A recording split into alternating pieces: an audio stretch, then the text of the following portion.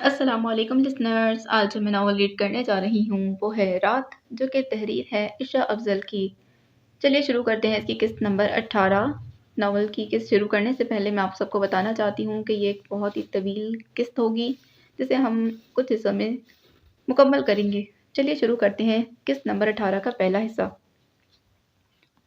وہ پلٹی تو ان کے درمیان نگاہوں کا تبادلہ ہوا۔ پریم کو یوں ہی ہاتھوں میں لیے وہ اٹھ کھڑی ہوئی۔ عائشہ نے اس کی آنکھوں میں نمی دیکھی۔ وہ استفہامیہ نگاہوں سے انہیں ہی دیکھ رہی تھی۔ کئی سوال تھے جو جواب طلب تھے۔ کون لقمان عالم؟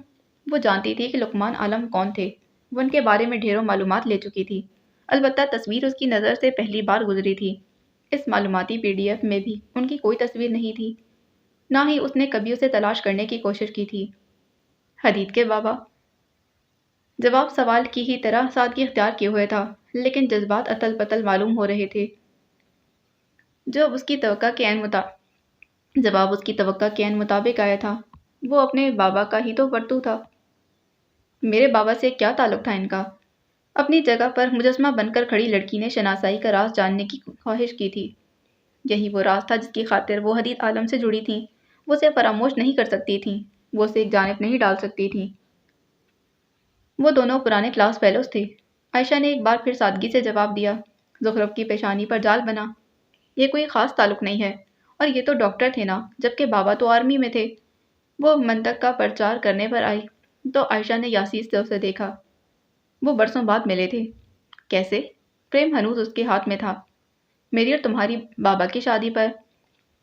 کچھ نہیں لہرایا ان کی آنکھوں کے پار، جنہوں نے وقت کے ظالم تھپیڑے کھائے تھے۔ زخرف نے اچنبے سے ماں کے چہرے کو جانچا۔ اس کی آنکھوں میں سوالوں کا تلاطم ابھرا۔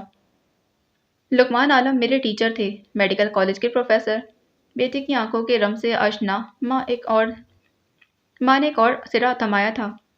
کیا آپ نے اپنے سب پروفیسرز کو اپنی شادی پر مدعو کیا تھا؟ منطق کو اقرار کی اجازت درکار ہوئی تھی۔ نہیں۔ پھر لقمان عالم ہی کیوں؟ وہ میرے مینٹور تھے، انہوں نے صاف گوئی سے جواب دیا تھا۔ جہاں تک میں جانتی ہوں، لقمان عالم اپنے بیٹے کے ٹین ایج میں قتل ہو گئے تھے، تو ان کا بیٹا آج تک آپ کے ساتھ کیوں ہے ماما؟ یہاں اس نقطے پر زخرف کا تجسس رہ رہ کر ابھر رہا تھا۔ کوئی کسی ٹیچر کے بیٹے کو اپنے ساتھ نہیں رکھتا۔ تمہارے بابا نے عہد لیا تھا مجھ سے۔ وہ بولی تو لہجے میں تھکان شامل حال تھی، گویا ایک لمبا پرخار راستہ طے کیا تھا۔ کیسا عہد؟ لقمان عالم کے بیٹے کی پرورش میں کروں گی۔ اس کے ذہن میں پھر سے جواز تراشا۔ کوئی کسی کلاس فیلو کے بیٹے کی پرورش کے وعدے نہیں لیتا۔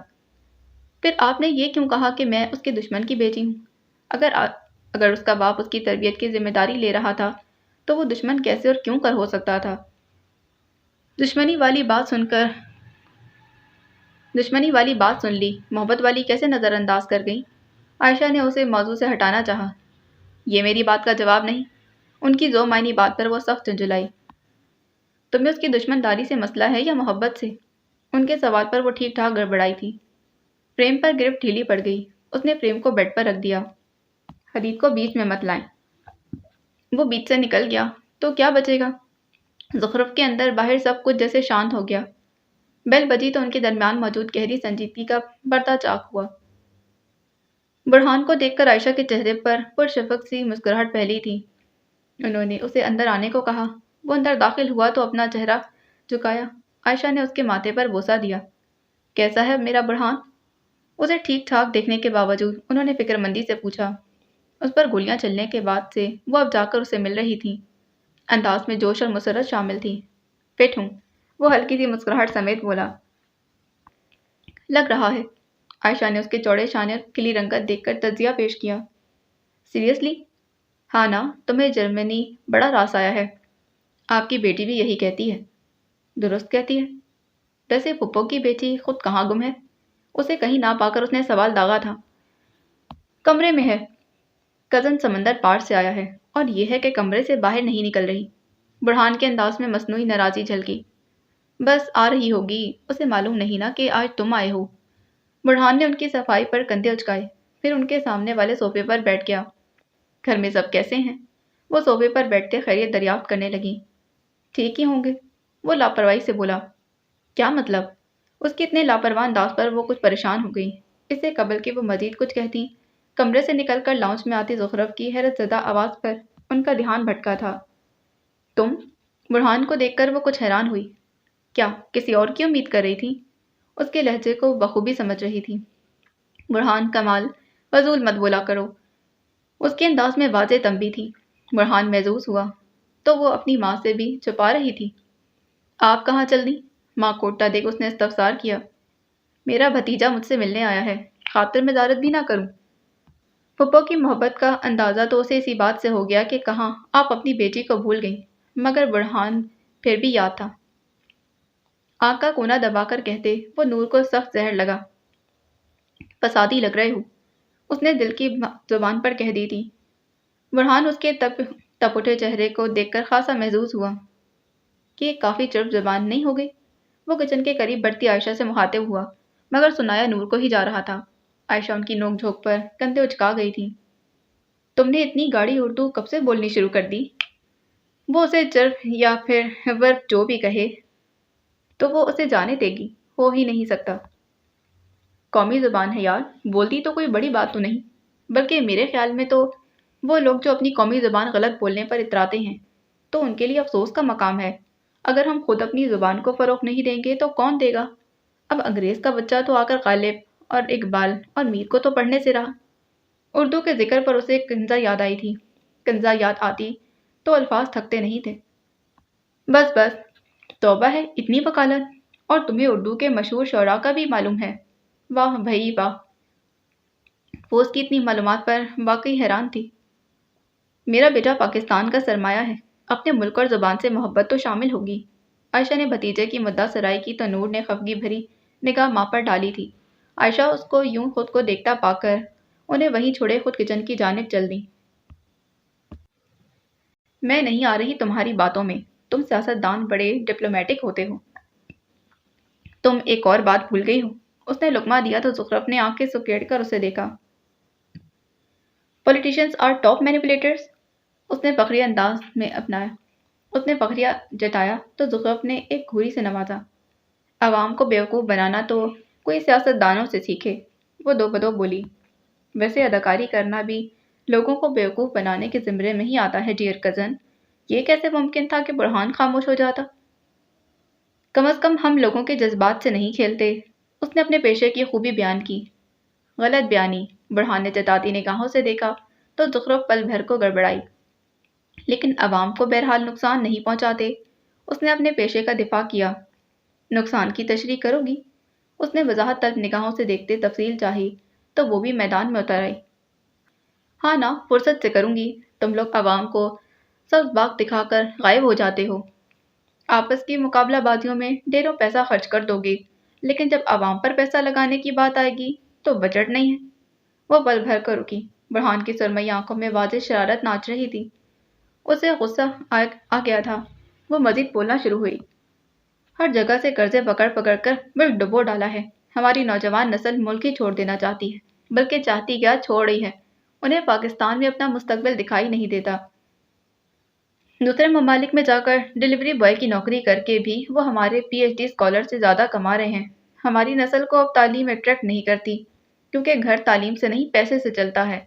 और इतने साल तालीम को देकर भी अगर हम सिवाय चंद पैसों के कुछ ना कमा सकें तो फिर कोई तालीम क्यों हासिल करना चाहेगा?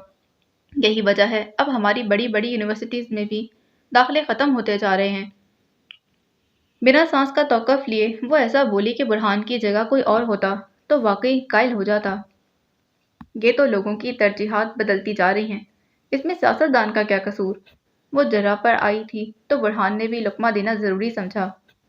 अगर अपना मुल्क खुशहाल हो तो कौन प्रॉफिट दूसरे ममालिक में सेकंड या फिर थर्ड डिग्री शहरी बनकर रहना चाहेगा? अपना ख़ानदान, घर बार, माँ बाप, बीवी बच्चे छोड़कर परदेस काटना किसी को भी पसंद नहीं। उसे बुरहान की दलील से इत्तेफाक न था, लेकिन कुछ लोगों को वैसे ही दूसरे ममालिक फैसिनेट करते हैं। उसने भी अपने तई काम की मालूमात फराहम की। फैंटेसी चंद घंटों या दिनों की मार होती है, ज़्यादा देर कायम नहीं रह सकती। इंसान अपने असल की तरफ ही लौटता है। कौन किसकी तरफ लौट रहा है भई? आयशा किचन से बरामद होते उनकी अहम तरीन गुफ्तगू में मुखल होते मौजूद बहस तब्दील कर गई थी। कुछ नहीं पप्पो, یہ کہہ رہی تھی کہ برہان ایک بہترین لیڈر ثابت ہوگا۔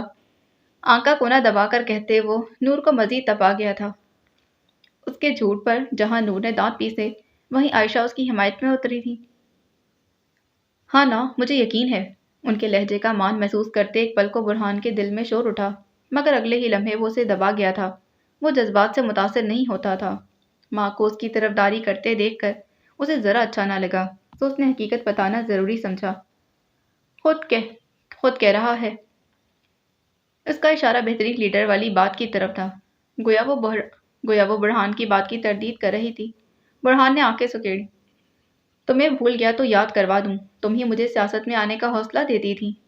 اس نے بھی بھولی بھٹکی گمگشتہ بات کا سہارا لیا جب وہ اس کی حوصلہ افزائی کیا کرتی تھی۔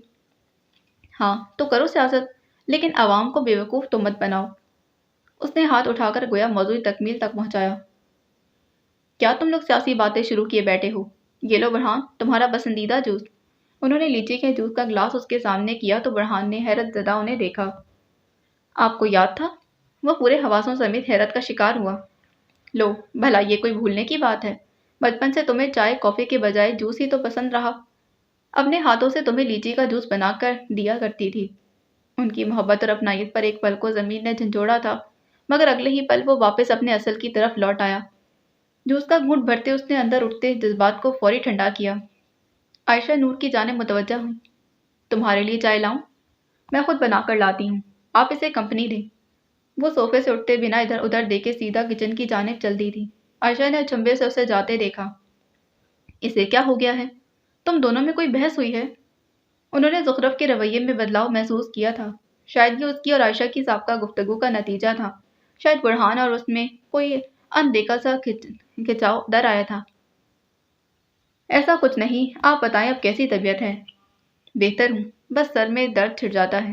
ایسا حادثہ پہلی بار ہوا نا؟ ان کے الفاظ اور جذبات کی تاثیر محسوس کرتے برہان کے گلے میں گلٹی ابھر کر معدوم ہوئی۔ گلاس پر اس کی گرفت سخت ہوئی۔ مزید انہیں بولنے سے روکنا تھا۔ ہاں وہ مزید یہاں نہیں بیٹھ سکتا تھا۔ مجھے یاد آیا، مجھے دادا جان کا ایک کام کرنا تھا، میں پھر ملوں گا۔ جوس کو میز پر رکھتے وہ اچانک اٹھ کھڑا ہوا۔ اس کے اندر کوئی شے بار بار سر اٹھا رہی تھی۔ اسے اس کو دبانا تھا، جو یہاں تو ممکن نہیں تھا۔ بعد میں کر لینا کام، ابھی تو بیٹھ جاؤ۔ عرصے بعد بھائی کی اولاد کو دیکھا ہے، اچھے دن یاد آ گئے۔ وہ اتنی جلدی اسے جانے نہیں دے سکتی تھی۔ برہان میں ہمایوں کی شبیہ پٹی تھی۔ بھائی نے تو کبھی اتنی مرمت نہ دکھائی کہ، مگر بھائی کی اولاد سے انہیں کافی امیدیں وابستہ تھیں۔ پھر کبھی پھپھو، عجلت میں کہتے وہ بنا انہیں الوداع کہے اپارٹمنٹ سے باہر نکل آیا تھا۔ دروازہ بھی بند کرنا بھول گیا۔ زیر لب کہتے عائشہ نے اس کے غائب ہو جانے کے بعد دروازہ بند کیا تو آواز میں وہ فوری کچن کی طرف گئی تھی۔ اس کے ہاتھ میں بھاپ اڑاتا چائے کا مگ تھا تو آواز پر وہ فوری کچن سے باہر نکلی۔ اس کے ہاتھ میں بھاپ اڑاتا چائے کا مگ تھا۔ برہان کہاں گیا؟ ماں کو دروازے کے پاس اور برہان کو غائب دیکھ کر اس نے استفسار کیا۔ اسے کوئی کام آ گیا تھا یا اسے کوئی اہم کام تھا؟ انہوں نے کندھے اچکا کر کہا۔ اس نے اثر نہ لیا، گویا اسے اس کی اتنی جلدی پر کوئی اعتراض نہ تھا۔ تم دونوں میں کوئی جب کلش ہے؟ ہوگی بھی تو دور ہو جائے گی، اکلوتا دوست ہے میرا، اچھے سے جانتی ہوں اسے۔ عائشہ نے ہنکار بھرا۔ وہ تو چائے لیے اپنے کمرے کی طرف چل دی تھی۔ عائشہ نے سکون کا سانس بھرا۔ جانے کیوں برہان کی آمد رحمت کی طرح ثابت ہوئی تھی۔ وہ راز جو وہ خود اپنی بیٹی کو بتانے کی متمنی تھی، ابھی تک اس کو کہنے کی ہمت مفقود تھی۔ یہ وعدہ میری جان لے لے گا آدم؟ انہوں نے خود کلامی کی تھی۔ ہمایوں کمال نے فون کا ڈیٹا دیکھتے ہوئے ماتھا مسلا۔ تم ایسا کیسے کر سکتے ہو برہان؟ ان کا سر درد سے پھٹنے کے قریب ہوا۔ وہ اپنی اولاد سے اس بے حسی کی توقع نہیں کر سکتے تھے۔ وہ کیسے اپنی سگی پھپھو کے ساتھ ہونے والے حادثے میں ملوث ہو سکتا تھا؟ آخر کیسے؟ ہمایوں، مائدہ کی آواز پر انہوں نے جھٹ سے کاغذات پلٹے۔ سردی میں بھی ان کے چہرے پر نمی جھلک رہی تھی۔ پسینے سے تر چہرہ کسی گناہ کا اشارہ کر رہا تھا۔ کیا ہوا؟ گھبرا کیوں گئے؟ مائدہ ان کو سٹپٹاتے دیکھ مستفسر ہوئی۔ کچھ نہیں، بس سر میں درد ہو رہا ہے۔ سر میں کیا، پورے وجود میں درد ہونے لگا تھا، کیونکہ دل نامی شے میں کچھ بری طرح چبھا تھا، بہت بری طرح۔ میں چائے بنواتی ہوں۔ ان کے درد کے پیش نظر مائدہ نے تجویز پیش کی تو فی الحال سر درد کا نجات دہندہ ہی غنیمت جانا۔ پلیز صابرہ، 2 کپ چائے کے لاؤ۔ قدرے اونچی آواز میں ملازمہ کو بلا کر انہوں نے ہدایات جاری کی۔ وہ اٹھ کر جانے لگی تو کاغذات فرش پر گر گئے۔ مائدہ جھک کر اٹھانے لگی تو وہ فوری آگے بڑھے۔ تم رہنے دو، میں اٹھا لیتا ہوں۔ ان کے ہاتھوں میں واضح لرزش ہوئی تھی، مگر مائدہ متوجہ ہوتی تو محسوس کرتی۔ میں مسز قادر کو انوائٹ کرنے کا سوچ رہی تھی۔ وہ اپنے خیالوں میں منت میں مصروف عمل تھی۔ سچ شکر تھا۔ ضرور کرو، بلکہ کچھ خاص اہتمام کر لینا۔ انہوں نے موضوع خود بخود بھٹکتے دیکھ کر بات کی مزید پیروی کی۔ وہ تو کروں گی، مگر میں سوچ رہی تھی کہ برہان لوٹ آئے، ایک بار وہ بھی جینا کو دیکھ لے، پھر ہی بات آگے بڑھاؤں۔ آئینے کے سامنے جا کر اپنے چہرے کو ادھر سے ادھر دیکھتے انہوں نے اپنی بڑھتی عمر کو چھپانے کے لیے کسی اچھے ایستھیٹک کلینک جانے کا سوچا۔ یہ آئیڈیا بھی اسے مسز وقار نے ہی دیا تھا۔ جینا؟ مسز وقار کی بیٹی؟ اب کہ انہوں نے اپنے بالوں سے اثر نو غور کیا، اس بار کیریٹن ٹریٹمنٹ جلد ہی لینے کی ضرورت محسوس ہوئی۔ اوہ اچھا، کیا خیال ہے پھر؟ آہستگی سے رخ موڑے انہوں نے لاکر میں کاغذات رکھتے ہمایوں کو دیکھ کر پوچھا۔ جیسا تمہیں مناسب لگے۔ میں برہان کا انتظار کر رہی تھی، وہ واپس آ جائے پھر ہی بلواؤں گی۔ ہاں ٹھیک ہے۔ لاکر بند کرتے وہ بیڈ کی طرف آئے جب صابرہ اجازت طلب کر کے ٹرالی گھسیٹتے ان کے کمرے میں داخل ہوئی۔ انہوں نے چائے کا کپ ان کے قریب رکھا۔ بابا کو تو کوئی اعتراض نہیں ہوگا؟ صابرہ کو ہاتھ سے واپس جانے کا اشارہ کرتے انہوں نے کسی خوف کے تحت پوچھا۔ کس چیز سے؟ برہان اور جینا کے رشتے سے۔ ہو ہی نہیں سکتا۔ ایسا انہیں لگ رہا تھا، اور بالکل غلط لگ رہا تھا۔ یہ تو اچھا ہو گیا۔ آنے والے دنوں کا سوچ کر ہی وہ خاصی پرجوش ہو گئی تھی۔ ہمایوں نے غور سے ان کو دیکھا۔ ان کی بیوی شاز و نادر ہی کہیں جاتی تھی، اور جب واپس آتی تھی تو کئی کئی دن اسی وقت میں گھومتی رہتی تھی۔ ان کا بھی کوئی قصور نہ تھا، خاندان والوں سے ان کا رابطہ نہ تھا، اور باہر کسی سے وہ جلدی بات نہ کرتی تھی۔ جانے عائشہ سے ان کی دوستی کیسے ہو گئی تھی؟ عائشہ یاد آئی تو وہ حادثہ سرنو تازہ ہو گیا تھا۔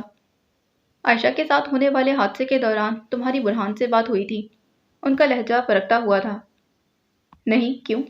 انہوں نے چائے کا گھونٹ بھرتے ہوئے کپ واپس ٹرالی میں رکھ دیا تھا۔ چائے کچھ زیادہ ہی گرم تھی۔ کچھ نہیں، بس ویسے ہی پوچھ رہا تھا۔ مگر میں نے اسے اطلاع دی تھی، اسی وجہ سے تو وہ واپس آیا تھا۔ معلوم نہیں پھپھو میں کون سی جان بستی ہے اس کی، ورنہ تو ماں کو بھی پلٹ کر نہیں دیکھا۔ ان کے انداز سے شکوہ جھلک رہا تھا، اور ہمایوں کمال ان کی لا علمی پر انہیں دیکھتے رہ گئے۔ کہاں کھو گئے؟ چائے ٹھنڈی ہو رہی ہے۔ انہیں مسلسل ایک کی طرف دیکھتا پا کر مائدہ نے انہیں مخاطب کیا۔ ہمایوں کمال کو تو ٹھنڈی چائے سے نفرت تھی، لیکن آج ایسا کیا ہو گیا کہ انہوں نے چائے کو ٹھنڈا ہونے کے لیے چھوڑ دیا تھا؟ وہیں ان کے دماغ میں جھانک کر دیکھو تو کئی نقطے مل کر لکیر بنانے لگے تھے۔ ہمایوں کمال کو آج برہان سے خوف محسوس ہو رہا تھا، بے حد خوف۔ انہیں اب نور پر ہونے والے حملے کا ازسرنو جائزہ لینا تھا۔ وہ بالکونی میں آئی تو پیروں پر کسی چیز کے چھونے کا احساس جاگا تھا۔ اس نے نگاہیں نیچے کی۔ وہ ڈرون ربن اور تحریر فرش کی زینت بنے ہوئے تھے۔ اس کے دماغ میں کچھ کلک ہوا۔ وہ فوری بک شیلف کی طرف گئی تھی۔ وہاں سے وہ تمام اردو کتب اٹھائیں جو وقتاً فوقتاً اسے ملتی رہتی تھیں، جن کے بارے میں اسی گمان میں مبتلا رہی کہ یہ ابراہیم وجدانی یا عفان نے اسے تحفتاً دی ہیں، کیونکہ حدید کو اس کے اس شوق سے خاصی شناسائی نہ تھی۔ اس نے ایک ایک کر کے تمام کتابیں بیڈ پر رکھیں۔ پہلی کتاب کھولی اور پہلے صفحے پر ہی اسے مس اردو ادب لکھا نظر آیا تھا۔ اس نے دوسری کتاب کھولی، اس کے پہلے صفحے پر بھی یہی خطاب درج تھا، اور ایک ایک کر کے تمام کتب کھول کر دیکھتی رہی۔ ہر کتاب پر اس نے یہی طرز تخاطب لکھا تھا۔ ہر کتاب پر لکھا دیکھ کر اس کا فشار خون بڑھتا جا رہا تھا۔ وہ کتابوں کو وہیں چھوڑ کر کمرے سے باہر نکلی۔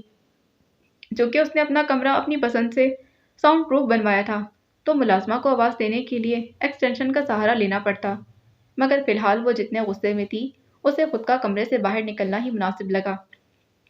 الیا، ملازمہ کو آواز دیتے اس کی آواز غصے سے لرزی تھی۔ جی میم۔ وہ مستعدی سے اس کی طرف آئی جس کا چہرہ اس وقت سرخ ہو رہا تھا۔ میرے بیڈ پر جتنی کتابیں موجود ہیں ان سب کو وہاں سے ہٹاؤ۔ 10 منٹ میں وہ تمام کتابیں اس گھر سے باہر ہونی چاہیے۔ اس کے لہجے میں ایسی تاکید تھی کہ الیا ششدر رہ گئی۔ کنزا سخت لہجہ رکھنے کی عادی نہیں تھی۔ وہ ملازمین کو جھڑکنا بے حد کبھی عمل سمجھتی تھی۔ وہ کتابوں سے الفت رکھتی تھی، لیکن اب سب الٹ ہو رہا تھا۔ وجہ کیا تھی؟ وہ لا علم تھی۔ مگر رد عمل حیران کن تھا۔ 10 منٹ ہیں تمہارے پاس۔ کنزا کی آواز دوبارہ ابھری تو ایلیا ہر کام پسے پش ڈالتے اس کے کمرے کی جانب بھاگی۔ کنزا گھر سے باہر نکلتی دکھائی دی۔ برلن کی سڑکوں پر اس کے قدم تیزی تیزی سے اٹھ رہے تھے جب اس کے فون پر بیل ہوئی۔ نمبر ناشنا تھا، مگر وہ اب اتنی میچور ہو چکی تھی کہ کسی بھی نمبر سے موصول ہونے والی کال بلا دھڑک اٹھا لیتی تھی۔ ایک ہاتھ سے فون کان کو لگائے اس نے دوسرا ہاتھ پاکٹ کی جیب میں ڈالا۔ مس نور؟ مقابل نے یقین دہانی چاہی۔ یس آئی ایم۔ اس کے قدم سست ہوئے تھے مگر وہ ہنوز چل رہی تھی۔ ہیل کی ٹک ٹک اب وقفے وقفے سے سنائی دے رہی تھی۔ میں نعیم سبحان صاحب کا اسسٹنٹ بات کر رہا ہوں۔ نعیم سبحان، ایس ڈاٹ کے فیشن ڈائریکٹر۔ مقابل نے اپنا تعارف کروایا تھا۔ زخرف کے چہرے پر شناسائی کے تاثرات ابھرے۔ اسے کون نہیں جانتا تھا؟ جو ماڈلز آج شہرت کے جھنڈے گاڑ رہی تھیں وہ اسی کی انتخاب کردہ تھیں۔ اس کا فون آنا یقیناً نعمت ثابت ہوا تھا۔ کہیں اس نے خوشگفتاری سے سلسلہ کلام جوڑا۔ سر آپ سے بات کرنا چاہتے ہیں؟ شیور۔ اس نے اجازت دی اور اگلے ہی پل فون پر ایک بھاری لیکن چوکس آواز ابھری تھی۔ ہیلو مس نور، کیسی ہیں آپ؟ بہتر۔ ویسے تو آپ کو اب تک سمجھ آ چکا ہوگا کہ ہم نے آپ سے رابطہ کیوں کیا۔ مقابل خاصا پروفیشنل تھا۔ میرے سمجھنے سے زیادہ اہم یہ ہے کہ مجھے مدعے کی بات معلوم ہو۔ اس نے بھی ذہانت کا ثبوت دیا۔ بالکل درست کہا، میں آپ سے فیس ٹو فیس بات کرنا چاہتا ہوں۔ آپ کل میرے آفس آ سکتی ہیں؟ جس سے آپ نے مجھے یہ فون کروایا ہے کہ ہالی ووڈ میرے قدموں میں بھج جائے گا، اس نے آپ کو اطلاع نہیں دی کہ فی الحال میں جرمنی میں ہوں؟ وہ بہت محتاط ہو کر بولی مگر جتانا ضروری سمجھا تاکہ مقابل کو معلوم ہو کہ وہ کوئی عام سی ٹک ٹاکر نہیں، دماغوں سے بھی کھیل سکتی ہے۔ مجھے آپ سے یہی امید تھی، خاصی ذہین ہیں آپ۔ اس کی توقع کے عین مطابق مقابل متاثر ہو گیا۔ اس کے چہرے پر مسکراہٹ ابھری۔ کمپلیمنٹ کا شکریہ، مگر فی الحال میری واپسی میں 1-2 ہفتے درکار ہیں۔ وہ جھوٹ بول رہی تھی لیکن بولنا ضروری تھا۔ آفٹر آل اسے اپنی قیمت معلوم تھی۔ ہم انتظار کریں گے، مقابل نے خوش دلی سے قبول کیا۔ مجھے خوشی ہوگی۔ آپ کے وقت کا شکریہ۔ یہ پاکستان میں ملاقات ہوگی۔ ضرور۔ فون بند ہوا تو ایک گہری مسکراہٹ اس کے لبوں پر ظاہر ہوئی۔ وہ شہرت کی بلندیوں کو چھونے کے قریب تھی۔ شہرت جو ہمیشہ زخرف نور کو فیسینیٹ کرتی تھی۔ ہر کوئی اس کے بارے میں جانے، ہر کسی کی زبان پر اس کا نام ہو، ہر شخص اس کی مدت سے راہی میں گنگنائے۔ زخرف نور مزید شہرت کی سیڑھیوں پر چڑھنے کے قریب تھی۔ وہ اس کے آفس روم میں داخل ہوا تو وہ کسی فائل میں غرق دکھائی دیا۔ اس کی آمد پر بھی اس نے سر نہیں اٹھایا۔ اسے مصروف دیکھ کر دروازہ بند کرتے وہ اندر آ گیا۔ اس کی میز کے برابر رکھی وہ کرسیوں میں سے ایک پر بیٹھے اس نے اپنا فون تھاما، پھر اس پر کوئی پیغام بھیجا۔ اب وہ مکمل طور پر زید کی جانب متوجہ تھا مگر وہ بالکل بھی اس کی طرف راغب نہیں تھا۔ زید، تم سے جو کام کہا تھا وہ ہوا؟ وہ اس کے کام میں خلل کا ارادہ نہ رکھتا تھا مگر یہ اہم تھا۔ ایتھیکل اپروول میں ایک مسئلہ پیش آ رہا ہے۔ فائل سے نظر ہٹا کر اس نے نہایت سنجیدگی سے جواب دیا۔ اپنے کام کے دوران وہ یوں ہی سنجیدگی کا پیکر معلوم ہوتا تھا۔ یہ سچ ہی تھا کہ زید نائک اپنے کام کو لے کر حد درجہ محتاط تھا۔ جلدی سے سلجھاؤ اسے، وقت نہیں میرے پاس۔ اس کے انداز میں بے چینی تھی۔ تم جانتے ہو یہ بہت مشکل ہے۔ اس نے باور کرواتے ہوئے واپس لیپ ٹاپ پر نگاہیں مرکوز کی تھیں۔ تو تم کس مرض کی دوا ہو؟ یہ تعریف تھی یا طنز وہ جان نہیں پایا۔ مجھے یقین تھا کہ تم جو ہر وقت مجھے لیگل ایڈوائزر بننے کے مشورے دیتے ہو نا، وہ بے جا نہ تھے، اپنے کام نکلوانے کے لیے تھے۔ وہ مصنوعی خفگی سے بولا تو حدید اس کے انداز پر اش اش کر اٹھا۔ ہاں تو غلط بھی کیا ہے اس میں؟ میرا کام بھی ہو جاتا ہے اور تم بھی سرخرو۔ اس نے کندھے اچکائے۔ رہنے دو۔ مطلب کی دنیا، مطلب کے لوگ۔ وہ ڈرامائی انداز میں گویا ہوا تو اس کے مزید ڈرامے سے بچنے کی غرض سے وہ فوری اٹھ کھڑا ہوا، کوٹ کے بٹن بند کیے اور دروازے کی جانب بڑھا۔ ٹھہرو، بہت اہم معلومات ملی ہے۔ اسے جاتا دیکھ اس نے پیچھے سے آواز دی۔ حدید پلٹا۔ کس سلسلے میں؟ وہ گاڑی جس سے بھابھی کی ٹکر ہونے والی تھی، وہ ابراہیم سر کے زیر اثر استعمال رہ چکی ہے۔ واٹ؟ وہ شدت ہی تو رہ گیا تھا۔ ہاں لیکن ابھی یہ فیصلہ نہیں کیا جا سکتا کہ وہ حادثہ تھا یا مرڈر اٹیمپٹ، اس نے مزید اضافہ کیا۔ حدید پرسوچ انداز میں کھڑا رہا۔ اچانک اس کے ذہن کے پردے پر وہ لاش والی صورت اتری تھی، اسی کے ساتھ وہ ایک سطر کی دھمکی اور پھر رابرٹ کی غیر موجودگی۔ یہ رابرٹ بھی جانے کہاں مر گیا ہے۔ اس کی بیٹی کی بیماری کے باعث 1 ماہ کا آف دیا تھا مگر وہ ابھی تک نہیں آیا۔ कनपट्टी सहलाते वो परेशानी से गोया हुआ तो जैद कुर्सी से उठ खड़ा हुआ। कहीं वो दुश्मन के साथ तो नहीं मिल गया? उसके माथे पर शिकने नमूदार हुई। ऐसा मुमकिन नहीं, उसने रद्द किया। होने को कुछ भी हो सकता है, तुम्हें किस पर यकीन नहीं करना चाहिए। ऐसा इसीलिए मुमकिन नहीं क्योंकि वो मेरे दुश्मन को जानता ही नहीं। अगर दुश्मनों से जानता हो तो? उसका सवाल काबिल गौर था। दुश्मन तो खुद ही नहीं जानता कि वो मेरा दुश्मन है। उसके पुरएतमाद अंदाज पर जैद को कुछ तपशी हुई थी। वो वापस कुर्सी पर बैठ गया। इसका बहुत काम अभी बाकी था। हदीद चंद पल वहीं टहलता रहा, फिर वापस जैद से मुखातिब हुआ। एथिकल अप्रूवल के फौरी बाद मुझे इत्तला करना, मॉम मुंतजिर हैं। कहते ही वो रुका नहीं। जैद ने लैपटॉप पर दूसरी फाइल खोल ली थी। वो बेड पर आड़ी तिरछी लेटी हुई थी। छत को घूरते वो गहरी सोच में गर्क थी। तखय्युल इस वक्त मुस्तकबिल को नहीं, माजी को खोज रहा था। ज़ुखरुफ नूर की ज़िंदगी का सबसे बड़ा मसला माजी ही था, जो उसके हाल और मुस्तकबिल पर बेहद असरअंदाज होता था। दरवाज़ा खुलने की आवाज़ पर भी उसके वजूद में कोई जुम्बिश ना हुई। क्या हुआ, सोई नहीं अभी? उसे चितलेटा देखकर आयशा ने सवाल किया। नींद नहीं आ रही। वो सीधी होकर लेट गई, मगर उठी नहीं। नींद इस वक्त वारिद होती है जब इंसान के कान आवाज़ों को महसूस करना ख़त्म करते हैं। आयशा ने बिस्तर पर उसके करीब बैठते दानिशमंदी से कहा।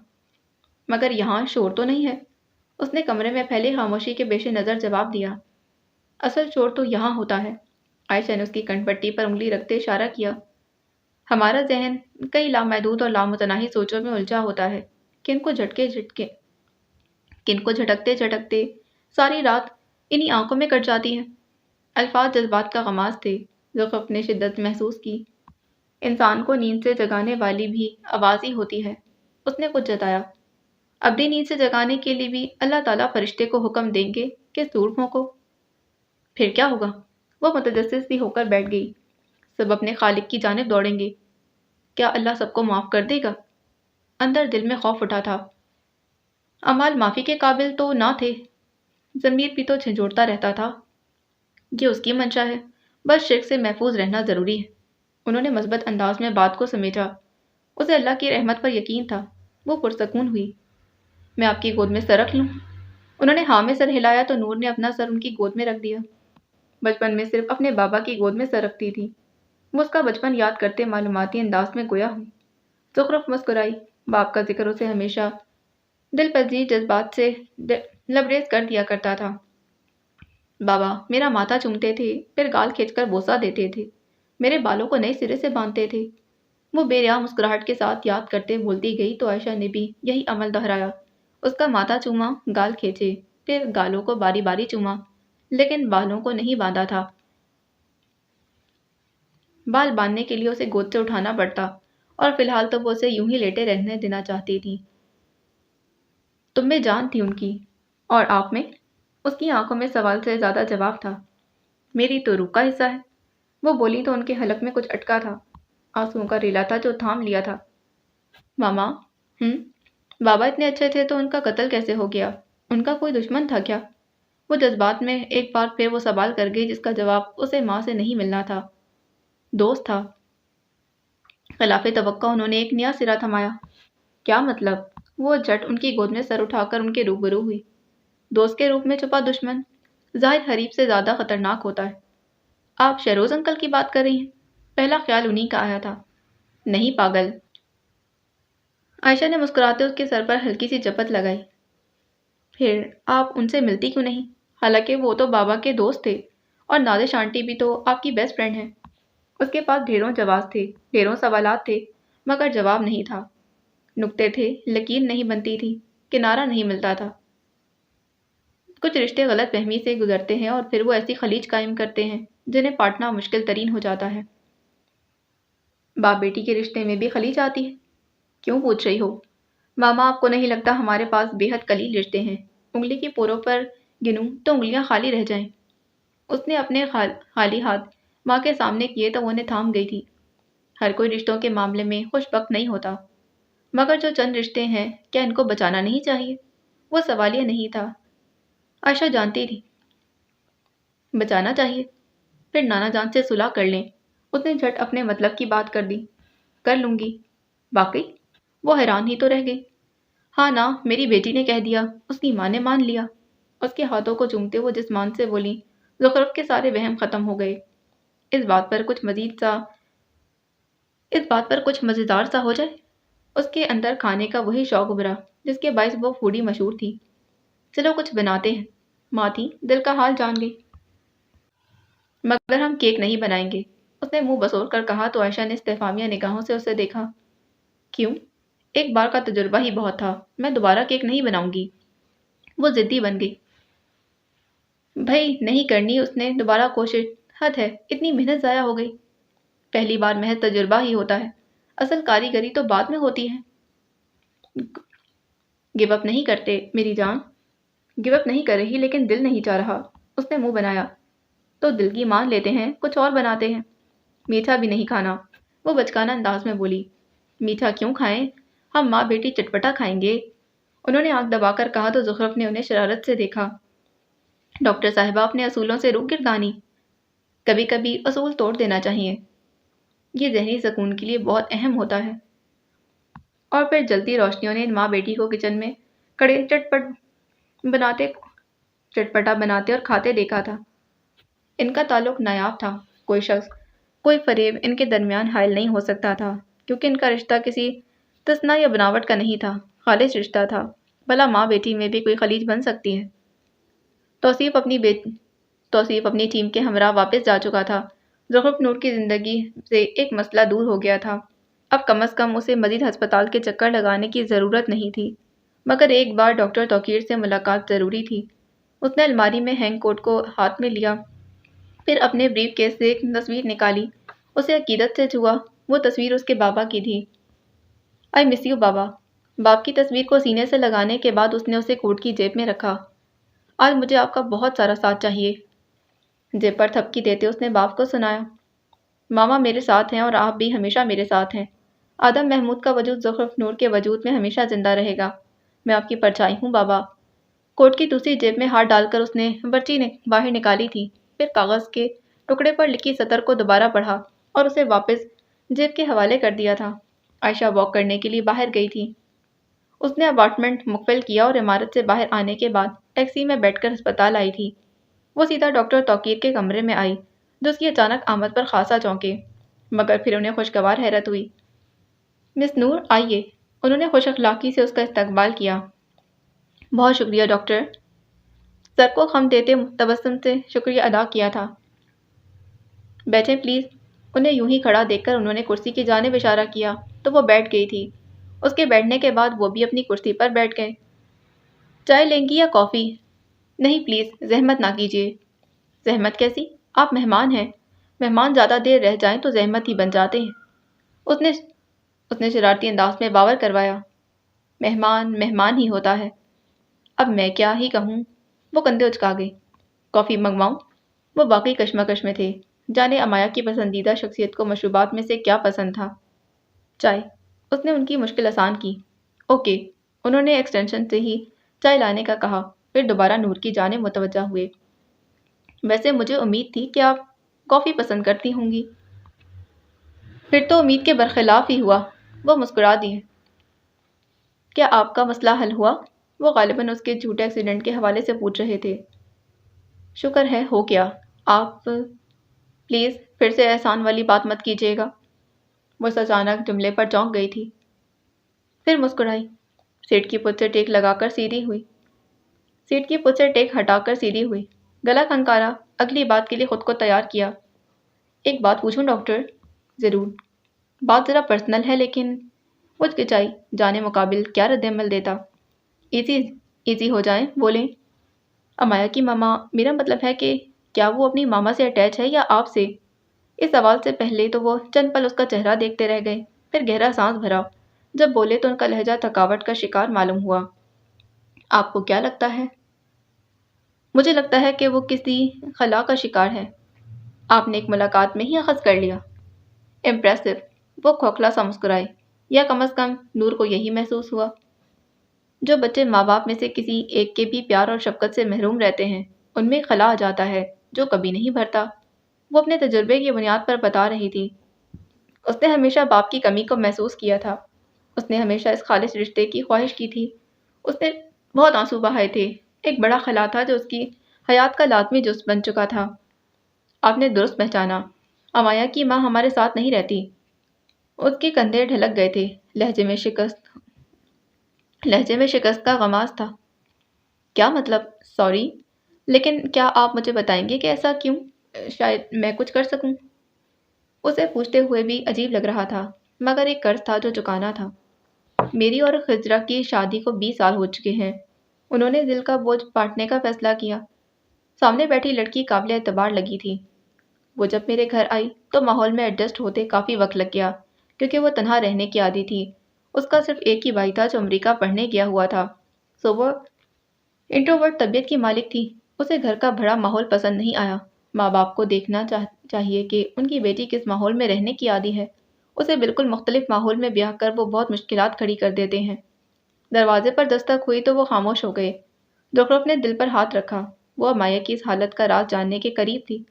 ورکر نے چائے کا کپ نور کے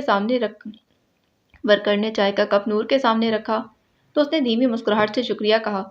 وہ واپس چلا گیا تو نور واپس ڈاکٹر توقیر کی جانب متوجہ ہوئی، جو اب کسی خلا میں دیکھ رہے تھے۔ ہم 4 بھائی ایک ہی گھر میں رہتے تھے۔ کبھی کبھار بہنیں آ جاتی۔ ہر وقت شور و غل قائم رہتا تھا۔ اسے ہر وقت گھر کا شور شرابہ پسند نہیں تھا۔ غالباً وہ پرسکون اور خاموش ماحول میں رہنے کی عادی تھی۔ اس نے اشارہ کنایوں میں کئی بار مجھے بتانا چاہا، مگر میں کبھی سمجھ ہی نہیں سکا۔ ماں کہتی تھی وہ نخریلی ہے اور جان بوجھ کر اپنی جانب متوجہ کرنے کے لیے عجیب حرکات کرتی ہے۔ وہ رکے پھر لب کھینچے۔ زخرف ان کی حالت دیکھ کر انہیں مزید بتانے سے روکنا چاہتی تھی، مگر ایسا کرتی تو معاملہ حل نہ ہوتا۔ اس نے ڈاکٹر کے بولنے کا انتظار کیا۔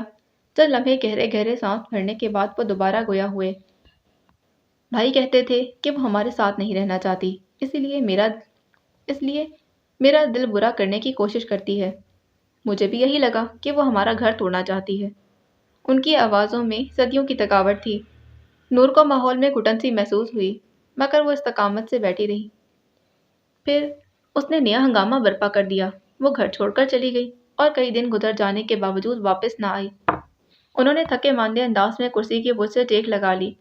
زخرف نے بات کو اچھے سے سمجھا، پھر سوال کیا، آپ نے ان سے وجہ پوچھی؟ پوچھ لینی چاہیے تھی۔ وہ تکلیف سے مسکرائے۔ زخرف کو دکھ ہوا۔ اگر آپ نہیں بتانا چاہتے تو اٹس اوکے۔ وہ مزید ان کے زخم نہیں کریدنا چاہتی تھی۔ نہیں، ایسی بات نہیں۔ انہوں نے نور کی پریشانی زائل کرنے کی کوشش کی تھی۔ چند لمحات خود کو دیے، پھر بات مکمل کرنے کی کوشش کی۔ وہ میرے چھوٹے بھائی کی وجہ سے گھر چھوڑ کر گئی تھی۔ مطلب؟ میرے بھائی نے اپنے اور اس کے رشتے کو، اس کے تقدس کو پامال کرنے کی کوشش کی تھی۔ وہ ندامت سے بولے۔ زخرف کا سانس رک گیا۔ کاش میں اس وقت یہ حقیقت جان پاتا۔ باقی انسانوں کی طرح ان کے پاس بھی حضرت کا انبار تھا۔ کاش وہ بیوی پر بھروسہ رکھتے، کاش وہ ججمنٹل نہ بنتے، کاش وہ سوچ سمجھ کر فیصلہ کرتے۔ زخرف کو کچھ بھی بولنے کے لیے الفاظ تلاش کرنے تھے۔ میرے بھائی نے پہلے ہی میرا برین واش کر دیا تھا۔ پھر بھابھی نے بھی بھائی کا ہی ساتھ دیا، اور ماں نے بھی بھائی کی حمایت کی۔ میں کس پر یقین کرتا؟ ان کے پاس اپنی حسرت کے ساتھ اپنے کیے پر نادم ہونے کے علاوہ جواز بھی تھے۔ ایک طرف ماں باپ بہن بھائی تھے تو دوسری طرف بیوی۔ زخرف کو ان پر ترس آیا تھا۔ آج کے معاشرے میں بھی مرد یوں ہی چکی میں پستے تھے۔ انہیں آج بھی ایک طرف جھکنا پڑتا تھا، یا شاید یہ ان مردوں کی کمزوری تھی جو ماں باپ اور بیوی بچوں کو ایک ساتھ مینج کرنے کی صلاحیت سے محروم ہوتے ہیں۔ آپ نے سچ جاننے کی کوشش نہیں کی؟ اندر اٹھتے سوال کو زبان دی۔ کیسے کرتا؟ وہ اپنی صفائی میں کچھ نہیں بولی۔ پہلی بار مجھے اس کے کم بولنے پر شدید غصہ آیا تھا۔ وہ کچھ کہتی تو میں فیصلہ کن نتائج پر پہنچتا، مگر اس نے گویا مجھ سے بدظن ہونے کی قسم کھا رکھی تھی۔ انہیں بیوی سے شکوہ بھی تھا۔ پھر آپ کو حقیقت کا ادراک کب ہوا؟ 3 سال پہلے، جب وہ گھر چھوڑ گئی تو امایا کی عمر کتنی تھی؟ بمشکل 4 سے 5 سال۔ امایا کس کے ساتھ رہی؟ اپنی ماں کے ساتھ۔ آپ کے ساتھ کب سے رہ رہی ہے؟ وہ سوال پر سوال کر رہی تھی، اور حیرت انگیز طور پر وہ بنا اسے ٹوکے جواب بھی دے رہے تھے۔ شاید پہلی بار کوئی ایسا انسان ملا تھا جس کے سامنے وہ اپنے گلٹ کا اظہار کر سکتے تھے۔ کئی بار ایسا ہوتا ہے نا کہ ہم کسی اجنبی پر اپنوں سے زیادہ بھروسہ کر جاتے ہیں۔ بس ان کے ساتھ بھی اس وقت یہی معاملہ چل رہا تھا، کینسر کی تشخیص کے بعد۔ مگر آپ تو یہاں برلن میں ہیں، کیا آپ کا خاندان یعنی بھائی وغیرہ یہیں ساتھ رہتے ہیں؟ وہ 2 جمع 2 کر رہی تھی۔ نہیں، میں 3 سال پہلے ہی یہاں شفٹ ہوا ہوں، گھر کا بٹوارا ہو گیا تھا، اسی نفسا نفسی میں ہی تو سب کے حقائق سامنے کھل کر آئے ہیں۔ وہ تلخی سے مسکرائے۔ اپنوں کی حقیقت جان لینے سے بڑا عذاب بھی کوئی نہیں ہوتا۔ ایک بات کہوں؟ نور نے اجازت چاہی۔ ڈاکٹر توقیر نے سر ہلایا۔ آپ کو اپنی بیوی پر اعتماد بنانا چاہیے تھا تاکہ وہ اپنے ساتھ ہونے والی ہر نازیبا حرکت سے آپ کو آگاہ کر سکتی۔ شوہر بیوی کو اعتماد نہ دے تو بیوی بزدل ہو جاتی ہے، پھر وہ سب کچھ اپنے دل میں رکھنے لگتی ہے۔ اسے شوہر پر اتنا بھروسہ ہی نہیں ہوتا کہ وہ اسے سمجھ پائے گا، اسی لیے ان میں ایسی خلیج بنتی ہے جو پھر کبھی پر نہیں ہو پاتی۔ اس نے دانش مندی سے کہا، میں 3 سال سے اسے منا رہا ہوں، وہ نہیں مان رہی۔ شکوہ ان کو بھی شدید تھا، انا پر وار ہوئے تھے۔ انہیں ماننا بھی نہیں چاہیے، آپ نے ان کی زندگی کے سب سے خوبصورت ایام غلط فیصلے کی نظر کر دیے۔ گھر وہ چھوڑ کر گئی تھی، آپ کے خاندان والوں نے انہیں مجبور کیا تھا اور آپ نے ساتھ بھی نہیں دیا۔ ہر لڑکی اتنی بولڈ نہیں ہوتی کہ وہ ہر بات کہہ دے۔ کچھ لڑکیاں لاکھ وومن امپاورمنٹ کے لیکچر سن کر بھی اپنے حق میں کھڑی نہیں ہو پاتی۔ ہمیں انہیں جج نہیں کرنا چاہیے۔ اس کی زندگی تباہ ہوئی ہے تو میری بھی تو ساتھ ہوئی ہے۔ وہ جرا پر اتر آئے۔ ڈاکٹر توقیر، آپ اور آپ کی مسز نے اپنے اپنے فیصلے سے اپنا سارا نقصان امایا کو ہی پہنچایا ہے۔ کبھی سوچا ہے وہ چھوٹی سی بچی کیسے اس موذی مرض کا شکار ہو گئی؟ وہ انہیں نادم نہیں کرنا چاہتی تھی، مگر وہ شرم سے سر جھکا گئے۔ وہ بچی اندر سے اتنی تنہا ہے کہ اسے تنہائی مار رہی ہے۔ اس کے اپنے دل میں درد اٹھا تھا۔ اتنی سی عمر میں وہ کیسے یہ سب برداشت کر رہی تھی؟ اس کی آنکھیں دھندلا گئی تھیں۔ اس نے بائیں ہاتھ کی انگلیوں سے نمی کو صاف کیا۔ میں جانتا ہوں وہ اپنی ماں کو یاد کرتی ہے۔ جھکے سر کے ساتھ ان کے لہجے میں بھی ندامت جھلکی تھی۔ وہ اپنے ماں باپ کا حسن سلوک سے ایک چھت تلے رہنا یاد کرتی ہے۔ 5-6 سال کا بچہ اتنا تو چھوٹا نہیں ہوتا نا کہ اسے واقعات اور حالات بھول جائیں۔ وہ خود بھی تو کچھ نہیں بھولی تھی۔ باپ کی میت، ماں کا تڑپنا، قبرستان کی ویرانی، سب کچھ پوری جزیات کے ساتھ حفظ تھا۔ ذہن کے نہا خانوں میں آج بھی وہ تکلیف دہ ایام روز اول کی طرح روشن تھے۔ میں کئی بار اس سے معافی مانگ چکا ہوں، امایا کا واسطہ دے چکا ہوں، مگر وہ میرے ساتھ رہنے کو تیار نہیں ہے۔ وہ شکستگی سے گویا ہوئے تو نور نے دل میں عہد کیا کہ وہ ان کے لیے لازمی کچھ کرے گی۔ انہوں نے امایا کو آپ کے ساتھ بھیج دیا، اس کا مطلب جانتے ہیں؟ انہوں نے نفی میں سر ہلایا تو وہ پل بھر کو مسکرائی۔ وہ خود ایک عورت تھیں اور عورت کی جبلت سے بھی بخوبی واقف تھیں۔ وہ ایک بہت اچھی ماں ہے۔ وہ ایک ماں اپنی اولاد کے لیے کچھ بھی کر سکتی ہے۔ عائشہ کا چہرہ آنکھوں میں سمایا۔ اس کی ماں نے تنہ تنہا بہت کچھ کیا تھا۔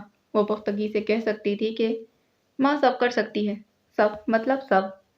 شاید اسی لیے وہ خود بھی برلن آئی ہے۔ نور کی باتوں سے انہیں امید نظر آئی تو کڑی خود بخود جڑ گئی۔ وہ اس وقت برلن میں ہے؟ وہ چونکی تو گئی۔ امایا کو میرے حوالے کرنے کے 1 ماہ بعد ہی وہ بھی برلن آ گئی تھی۔ انہوں نے اس کی معلومات میں اضافہ کیا۔ کیا وہ آپ کے گھر رکی ہیں؟ نہیں، مگر میرے گھر کے پاس ہی اس نے اپارٹمنٹ لیا ہے۔ اوہ خدایا! وہ اچانک ہی اٹھ کھڑی ہوئی تو ڈاکٹر توقیر گھبرا گئے۔ کیا ہوا؟ وہ خود بھی کرسی سے اٹھ گئے۔ مجھے ان سے ملنا ہے۔ اس کے انداز میں بے چینی نمایاں تھی۔ مگر میں امایا کی فیورٹ ہوں، تو امایا کی ماما کی بھی فیورٹ بن جاؤں گی۔ آپ بس جلدی سے مجھے ان کا ایڈریس دے دیں۔ مس نور، آپ بہت جلدی کریں ڈاکٹر، میرے پاس زیادہ وقت نہیں، مجھے 1-2 دن تک پاکستان فلائی کرنا ہے۔ تو کیا یہ ہماری آخری ملاقات ہے؟ یہ فیصلہ تقدیر پر چھوڑتے ہیں، مگر آپ خضرا سے کیا کہیں گی؟ انہیں کئی خدشات لاحق ہوئے۔ میں ان سے کچھ نہیں کہوں گی، صرف ان کو سنوں گی، کیونکہ اگر وہ آج تک اس دن سے آگے نہیں بڑھ پائیں تو اس کا صرف ایک ہی جواز ہے کہ کسی نے ان کو سنا نہیں، سمجھا نہیں، کیونکہ وہ کسی سے کچھ کہتی ہی نہیں۔ مگر مجھے سب بتائیں گی۔ کیوں؟ کیونکہ میں امایا کی فیورٹ ہوں نا۔ اس کے انداز میں فخر جھلکا تھا۔ ڈاکٹر توقیر اس کے اعتماد پر مسکرا دیے۔ یہ لڑکی واقعی پسند کیے جانے کے لائق تھی۔ چائے؟ انہوں نے اس کا دھیان اس انچھوئے مگ کی جانب کروایا تھا۔ میں ٹھنڈی چائے نہیں پیتی ڈاکٹر۔ چائے کا کپ واقعی ٹھنڈا ہو چکا تھا اور اس نے ایک ہی گھونٹ نہیں بھرا تھا۔ اس کی عجلت دیکھ کر ڈاکٹر نے اسے ایڈریس میسج کیا تو وہ فوراً باہر کو لپکی۔ پیچھے ڈاکٹر توقیر اس لڑکی کی کامیابی کے لیے دعا گو ہوئے تھے۔ باقی اگلی قسط میں جانے سے پہلے چینل کو سبسکرائب کریں، ویڈیو کو لائک کریں، بیل آئیکن کو پریس کرنا ہرگز نہ بھولیں۔ ملتے ہیں اس کے اگلے پارٹ میں۔ اللہ حافظ۔